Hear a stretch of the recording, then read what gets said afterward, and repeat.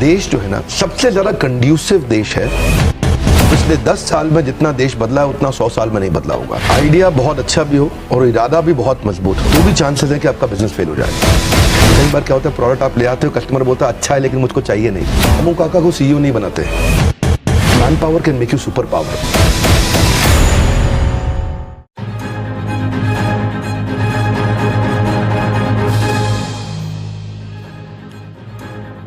Hello and welcome to startup nation. आपके साथ मैं हूं विपिन भट्ट। स्टार्टअप नेशन के वीकेंड एडिशन में आपका स्वागत है। आज स्टार्टअप नेशन में आपके लिए कुछ स्पेशल है, कुछ खास। जाने माने motivational speaker, business leadership coach और बड़ा बिजनेस.com के फाउंडर विवेक बिंद्रा ने से हमने लिया है ढेर सारा स्टार्टअप ज्ञान। इस बातचीत को बहुत ध्यान से सुनिएगा क्योंकि इसमें हमारे स्टार्टअप गुरु ने बताए हैं एक सक्सेसफुल स्टार्टअप के सारे गुर। तो आप भी देखिए, सुनिए, समझिए और स्टार्टअप कीजिए।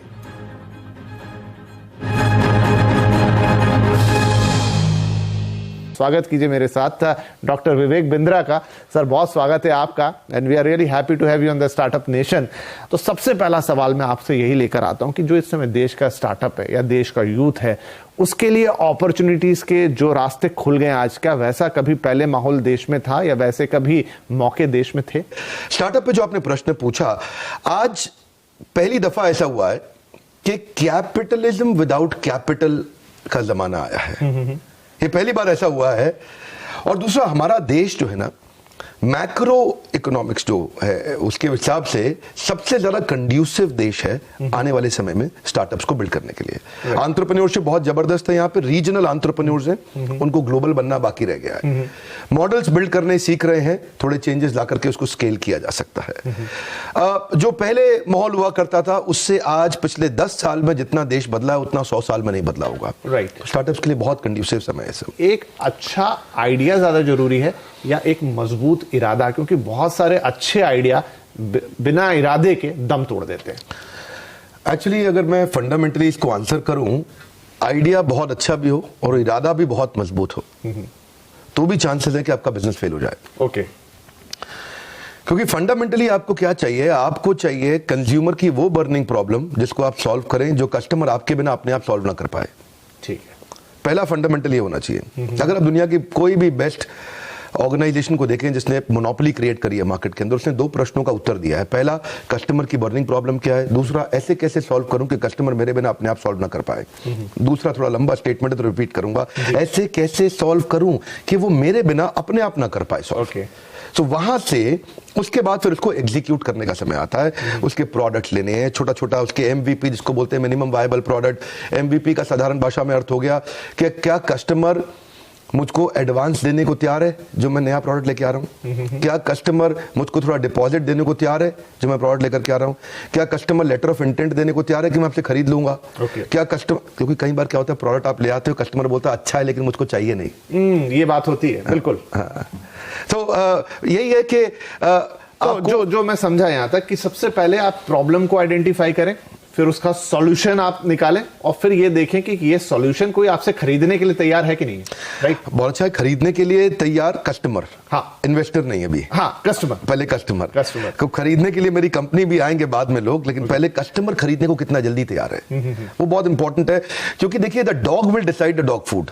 ओके। आपने बहुत अच्छा खाना बनाया, आपने कुकुर को, उस पशु को कहा भाई कुत्ता आ जाओ यार प्लीज खाओ इसको, बहुत अच्छा बनाया मैंने, बहुत पैसा लगाया इसमें, बहुत पौष्टिक है आपके लिए, बट द डॉग में से नहीं यार मेरे को पसंद नहीं है ये खाना। Right. Let the dog decide the dog food. थोड़ा कठोर लगता है सुनने में पर बात बड़ी सरल है। आपका कंज्यूमर का प्रॉब्लम नहीं सॉल्व करना है, उसका बर्निंग प्रॉब्लम सॉल्व करना है। ज्वलंत समस्या नहीं। ये थोड़ा फर्क है इसमें। राइट। तो एक स्टार्टअप के लिए जरूरी है आइडिया ले आओ, इरादा भी ले आओ, लेकिन सबसे पहले एक तो पहले प्रॉब्लम को आइडेंटिफाई करो जो लोग खुद उसे सॉल्व नहीं कर पा रहे हैं, फिर आप उसका सॉल्यूशन लेकर आओ, फिर देखो कि सॉल्यूशन को ग्राहक मिलते हैं कि नहीं मिलते हैं। यहां से आपकी शुरुआत होनी चाहिए। जितना बड़ा प्रॉब्लम उतना बड़ा प्रीमियम। जी। अगर आपको देखिए, प्रीमियम 2 प्रकार से है, या तो प्रॉफिट के आपको दृष्टिकोण से प्रीमियम मिल सकता है या मार्केट शेयर के। जितनी बड़ी प्रॉब्लम सॉल्व करेंगे उतना बड़ा प्रीमियम मिलेगा। इसको बोलते हैं हैसल प्रीमियम। ओके। फोकस वहीं करना है सारा। आपने तो मूवी देखी अक्षय कुमार की पैडमैन, वहां जाके अमेरिका में क्या बोला, माय कंट्री बिग प्रॉब्लम, वही है फाउंडेशन। ओके, ठीक है। तो चलिए, आप अगर स्टेज पर आ गए तो पहचानेंगे कैसे? कैसे अपने आप को वो टेस्टिंग वाटर में कैसे डालेंगे? कैसे करेंगे कि नहीं भाई ये जो मैं कर रहा हूं ये ठीक है, अब यहां से आगे बढ़ना चाहिए? वो कैसे खुद को आइडेंटिफाई कैसे करेंगे? 7-8 चीजों का ध्यान रखना पड़ता है इसमें तो। अगर कोई बिजनेस को मैं आपको लिटमस टेस्ट करना है, आपने कहा टेस्ट कैसे करें, आइडेंटिफाई कैसे करें, कैसे पहचाने, समझे कि मैं ठीक कर रहा हूं कि नहीं कर रहा। पहला, जो आप बर्निंग प्रॉब्लम सॉल्व कर रहे हैं कस्टमर की, वो सॉल्व करते वक्त कहीं आप वो तो नहीं कर रहे जो बाकी सब पहले से कर रहे थे। That's an important question, right? क्योंकि वहां से आप जब तक आपका कंज्यूमर एडवांटेज और कॉम्पिटिटिव एडवांटेज दोनों साथ साथ चलेंगे। कॉम्पिटिटिव एडवांटेज क्या है? आसपास को देख के। कंज्यूमर एडवांटेज क्या है? मेरे कस्टमर को बड़े ध्यान से देख के। तो पहला चीज तो ये है कि जो आप प्रॉब्लम सॉल्व कर रहे हैं, ऐसा नहीं कि वो आप सेम चीज कर रहे हो जो सब कर रहे थे। दूसरा, जब आप करते हैं इसको सॉल्व करते वक्त आपको ये देखना है कि क्या मेरे बिजनेस में मैं कितनी जल्दी और किस क्वांटम पे पैसा वापस रिकवर कर पाऊंगा, जो मैं बेसिक इन्वेस्टमेंट इसके अंदर करने वाला हूं, जिसमें दो चीजें हैं, एक है नेगेटिव कैश फ्लो और दूसरा नेगेटिव मार्जिन। ओके, ये दोनों को संभालना जरूरी है, क्योंकि हम ना सर्वाइवरशिप बायस में फंस जाते हैं। आप लोग के न्यूज चैनल में, अखबारों में बहुत बढ़िया बढ़िया न्यूज आती है और उसमें जो सर्वाइव किए थे ओयो, हाँ, अक्सर सक्सेस स्टोरी आती है स्टोरी, और वो स्टोरी देख करके लगता है ये तो मैं भी कर लूंगा, ये तो बहुत आसान है। वो सर्वाइवरशिप बायस है। ओके, आप उसमें पीछे 10,000 लोगों ने ट्राई किया था तो एक आगे निकला है उसमें। उसको देख करके एकदम से अपने को नेगेटिव मार्जिन और नेगेटिव कैश फ्लो वाले बिजनेस में अचानक नहीं घुसना चाहिए। ओके, तो शुरू से, because expansion without margin is committing suicide. Okay, so unless आपके पास डीप पॉकेट्स हो, तो कोई भी आपके पास इन्वेस्टर आएगा वो देखेगा पहले कि बिजनेस में कंटिन्यूटी कितनी है, तो उसको बोलेंगे रेकरिंग रेवेन्यू मॉडल। तीसरा चीज, अगर आपके बिजनेस में कंटिन्यूटी नहीं है, रेकरिंग रेवेन्यू नहीं है, कोई ऐसी चीज जो आदमी बार बार खरीदेगा। अब शेव जो है आपको रोज करनी है, आपने रोज स्टूडियो पे आना है विपिन जी, आप शेव किए बिना कैसे आएंगे? नहीं आ सकते। तो अब वो रेजर है जो उसके लिए जरूरी है, उसको रोज खरीदना है। क्या आपका प्रोडक्ट ऐसा है जो साल, 2 साल, 5 साल में एक बार लेगा, या फिर वो एक ऑप्शन है कि कंपल्शन है कस्टमर के लिए? बहुत इंपॉर्टेंट चीज है। राइट। आपका प्रोडक्ट एक ऑप्शन है कि कंपल्शन है? आपका प्रोडक्ट ऑक्सीजन है कि नहीं है? फिर इसके बाद ये देखना है जो आपकी जो मार्केटिंग कैंपेन है उसमें influencer, decider, buyer, consumer, initiator कौन कौन है, यानी कि आपका डिसीजन मेकिंग यूनिट कौन है। ऐसा ना हो कि आप जिसके साथ जिसको माल बेच रहे हो वो डिसाइडर ही ना हो, डिसाइडर उसके बिहाफ पे कोई और हो, तो पैसा ज्यादा खर्च हो जाएगा। प्रेस्टीज ने किया था अच्छा काम, एक बार मास्टर स्ट्रोक खेला था, चेस खेलता होगा जरूर, इसे क्या बोलते हैं, शय और मात, जो बीवी से करे प्यार वो प्रेस्टीज से कैसे करे इनकार। राइट, दोनों को पकड़ लिया। अभी पत्नी बोले पति को प्रेस्टीज दिलाओ, बोले नहीं तो तुम प्यार नहीं करते मुझसे। बिल्कुल। तो आपको initiator, influencer, decider, buyer, consumer सबका ध्यान रखना पड़ेगा। कंज्यूमर के फीडबैक लेने की तैयारी करनी पड़ेगी, इसको बोलते हैं इंप्रूवमेंट साइकिल। अगर आप फीडबैक की तैयारी नहीं कर रहे, क्योंकि कस्टमर सिग्नल देता है, अच्छी कंपनी, अच्छा ब्रांड प्रोडक्ट बना देता है। I'll say that one more time, क्योंकि मैं गोल्डन स्टेटमेंट दोबारा बोलता हूँ। कस्टमर सिग्नल देता है, अच्छा ब्रांड प्रोडक्ट बना देता है। जब कस्टमर सिग्नल देता है, कमजोर ब्रांड उसको इग्नोर कर देता है। कस्टमर आपसे वही मांगेगा जो कोई नहीं दे सकता, और अगर आपने वो दे दिया, हाईएस्ट हेडरूम ऑफ ग्रोथ है, क्योंकि वो कोई दे ही नहीं सकता। तो आपको ढक्कन खोलना पड़ेगा। अपन क्या बोलते हैं, मेरी ट्रेनिंग प्रोग्राम में बोलते हैं कि जितना ढक्कन मोटा उतना धंधा छोटा। You got to start asking these solution oriented questions. जब आप फंडिंग की तैयारी कर रहे हैं, जब आप अपने इन्वेस्टर की तरफ जा रहे हैं, तो आपको कैसे वो तैयारी करनी चाहिए ताकि आपका जो तीर है वो निशाने पे लगे जाके? बहुत अच्छा। देखिए, इन्वेस्टर के पास जाने से पहले कुछ चीजों को इंपॉर्टेंट समझना है आपको। इन्वेस्टर उस बिजनेस में इंटरेस्ट नहीं लेता जो ट्रांजैक्शनल है नेचर में। ओके, जिसमें माल दो पैसा लो, माल दो पैसा लो। अगर आपका बिजनेस का फॉर्मेट जीव जीवस्य जीवनम शास्त्र में बताया गया है, जब एक जीव का जीवन दूसरे जीव के जीवन पर निर्भर होने लग जाए, जिसको बोलते हैं इकोसिस्टम। इकोसिस्टम तो हम रोज चर्चा करते हैं, आप बिजनेस न्यूज चैनल में करते हैं, हम भी अपने ट्रेनिंग में करते हैं।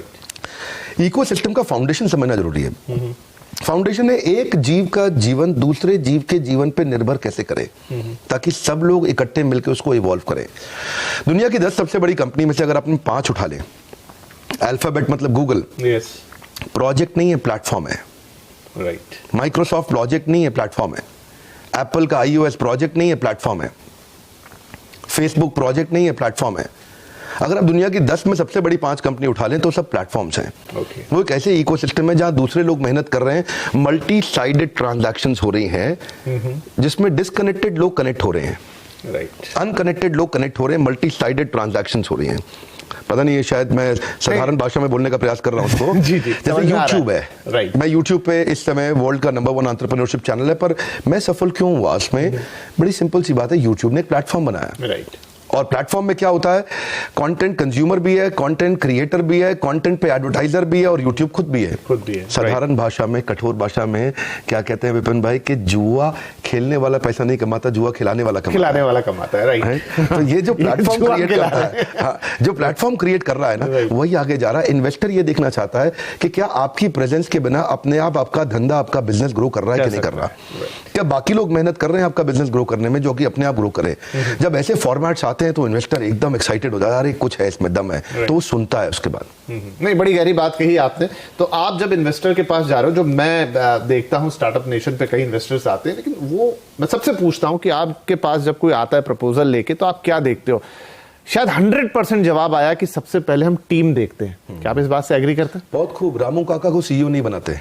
बहुत सारे छोटे बिजनेसमैन यही कर रहे हैं। वो अपने पुराने भरोसेमंद आदमी को देख रहे हैं, और रामू काका थे उनके, और उसी को लगभग आगे बढ़ाए जा रहे हैं। ये रामू काका गल्ला संभाल लेंगे। बहुत इंपॉर्टेंट है, अकबर ने अपने नवरत्न बिल्ड किए, क्या आपके नवरत्न तैयार हैं? आपकी और man power can make you super power. ये बहुत इंपॉर्टेंट प्रिंसिपल है, क्योंकि देखिए अल्टीमेटली एक एंटरप्रेन्योर को डूइंग से बाहर निकल के एनेबलिंग पे आना है। राइट। क्योंकि जब तक वो खुद करेगा एक्टिव इनकम है, जब वो एनेबलिंग पे आता है तो वो पैसिव इनकम है, तो ऑर्गेनाइजेशन ग्रो करता है। तो कैसे आप एक हाई परफॉर्मेंस टीम तैयार करते हैं, वो लीडरशिप कैसे बिल्ड करते हैं जो आपकी प्रेजेंस के बिना बिजनेस को स्केल करने के लिए सक्षम हो। तो चलिए, सब कुछ हो गया, आपने अच्छा आइडिया ले आया, सॉल्यूशन ढूंढ लिया, पैसे भी मिल गए, टीम भी बन गई, धंधा चल निकला, लेकिन बावजूद उसके सर हम देखते हैं कि बहुत सारे स्टार्टअप्स एक समय तक तो बड़ा अच्छा करते हैं, बड़े प्रॉमिसिंग दिखते हैं, लेकिन फिर नीचे चले जाते हैं। क्या गलती होती है? बहुत सिंपल है जी, बड़ा सरल है। एक गोल्डन स्टेटमेंट है, याद रख लें। आज आपके माध्यम से चैनल पे मैं सबको कहना चाहूंगा, जिंदगी भर के लिए याद रखें, पहला प्रोडक्ट फाइनल प्रोडक्ट नहीं होता। Okay. I'll say that one more time. पहला प्रोडक्ट फाइनल प्रोडक्ट नहीं होता। हॉकी की स्टिक पहले नीचे आती है, बाद में ऊपर जाती है। जे कर्व जिसको बोलते हैं बिजनेस में, वो पहले नीचे आता है, बाद में ऊपर जाता है। कोई भी बड़ा ब्रांड जहां से शुरू हुआ था, आज वही प्रोडक्ट नहीं बेच रहा, सब इवॉल्व कर चुके हैं। कोई भी मोबाइल ऐप जो बढ़िया है, वो जो पहले आपने करी थी, उसके बाद कई नए वर्जन आ चुके हैं। इसको बोलते हैं इंप्रूवमेंट साइकिल। 3 प्रश्न चाहिए आपको, what went well, what went wrong, what could be improved. WCBI। क्या अच्छा हुआ, what went well, what went wrong, what could be improved. क्या अच्छा, देखिए दो जो अच्छा बुरा हुआ पीछे देख लिया, अभी क्या चेंज ला सकते हैं, इसको अपन बोलते हैं NNB positive, next new better. Okay. आपका ब्लड ग्रुप क्या है? मेरा बी पॉजिटिव। मेरा है NNB positive. Okay. NNB positive क्या है? Next new better. अपनी टीम को बार बार पूछना है आपस में बैठ के, आओ बैठो, ओके, अभी क्या नेक्स्ट करें, क्या न्यू करें, क्या बेटर करें। राइट। इसका मंथन करना जरूरी है। महीने में एक दिन तो आपको बैठना ही पड़ेगा कि कस्टमर के सारे टच पॉइंट्स आइडेंटिफाई कर लो। कंज्यूमर किधर किधर से फीडबैक दे रहा है, उन सबको इकट्ठा करो, और next new better, what could be improved, इस पे क्वेश्चन करो। कई बार यहीं से प्रोडक्ट बन के निकल के आएगा। प्रोडक्ट कंपटीशन को देख के नहीं बनाते, कस्टमर के सिग्नल को देख के बनाते हैं। कस्टमर क्या फीडबैक दे रहा है, फीडबैक को फीड फॉरवर्ड में कन्वर्ट करना है। Complain is a gift, catch it. Golden statement क्या है? Complain is a gift, catch it. आपको ये मानना ही पड़ेगा, आपका प्रश्न को मैं समराइज करता हूं, उत्तर को मैं, कि मानना ही पड़ेगा कि बिजनेस में प्रॉब्लम आएगी आएगी। बिजनेस फेल होएगा क्योंकि पहला प्रोडक्ट फाइनल नहीं होता। तो इसलिए पहले पायलट एक्सपेरिमेंटेशन करिए, स्केल अप नहीं करिए, बिकॉज स्केल किल्स। राइट। एकदम स्केल नहीं करना कभी भी, स्केल किल्स। एकदम पट पट पट पट बिजनेस बड़ा करें। बड़ा बिजनेस में पहले बिजनेस खड़ा करेंगे, बाद में बड़ा करेंगे। हम आपका शुक्रिया कहेंगे, बहुत बहुत शुक्रिया कि आप स्टार्टअप नेशन में आए आज हमारे स्टार्टअप गुरु बन के, और इस खास स्पेशल एपिसोड में आपने हमारी जो यंग एस्पिरेंट जनता है देश की, जो स्टार्टअप करना चाहती है, कुछ बड़ा करना चाहती है, उनको एक मजबूत इरादा दिया। बहुत बहुत शुक्रिया हमसे बातचीत करने।